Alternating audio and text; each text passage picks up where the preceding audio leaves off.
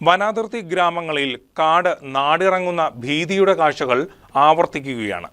മാലിപ്പാറയിൽ ഇന്ന് പുലർച്ചെ ജനവാസ കേന്ദ്രത്തിന് നടുവിലെത്തിയ കാട്ടാനക്കൂട്ടം സ്വകാര്യ ഫാമിന്റെയും കോൺവെന്റിന്റെയും ഗേറ്റുകൾ തകർത്തു.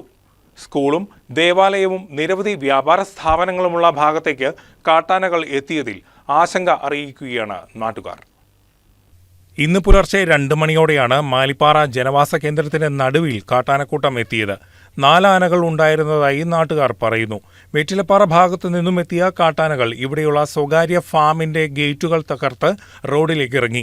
ഇതിന്റെ CCTV ദൃശ്യങ്ങൾ KCV ന്യൂസിന് ലഭിച്ചു. റോഡ് മുറിച്ച് കടന്ന കാട്ടാനക്കൂട്ടം തൊട്ടടുത്തുള്ള കർമ്മലീത്ത മഠത്തിന്റെ വളപ്പിലേക്ക് പ്രവേശിക്കുകയും മഠത്തിന്റെ ഗേറ്റ് തകർക്കുകയും ചെയ്തു. തുടർന്ന് സമീപത്തുള്ള കൃഷിയിടത്തിലൂടെ വേട്ടമ്പാറ ഭാഗത്തേക്ക് പോയതായും ദൃക്സാക്ഷികളായ നാട്ടുകാർ പറയുന്നു.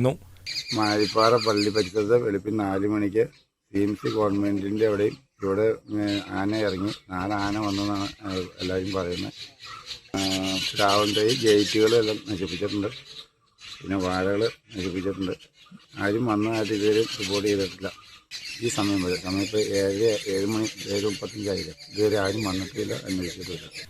തൊട്ടടുത്ത് തന്നെയാണ് മാലിപ്പാറ സെന്റ് മേരീസ് ദേവാലയം. കൂടാതെ ഫാത്തിമ മാതാ UP സ്കൂൾ, നിരവധി വ്യാപാര സ്ഥാപനങ്ങൾ എല്ലാം അടങ്ങുന്ന ജനവാസ മേഖലയിലൂടെയാണ് കാട്ടാനകൾ എത്തിയത്. ശനിയാഴ്ച രാത്രി വെറ്റിലപ്പാറ ഭാഗത്തു നിന്നും നാട്ടുകാർ തുരത്തിയ കാട്ടാനക്കൂട്ടം പുലർച്ചെ ഇതുവഴി എത്തിയതായാണ് നിഗമനം. ഇത്രയേറെ ജനസാന്ദ്രത ഉണ്ടായിരുന്നിട്ടും ഇതുവഴി കാട്ടാനകൾ എത്തുന്നതിലുള്ള ആശങ്കയിലാണ് നാട്ടുകാർ. News desk KCV news.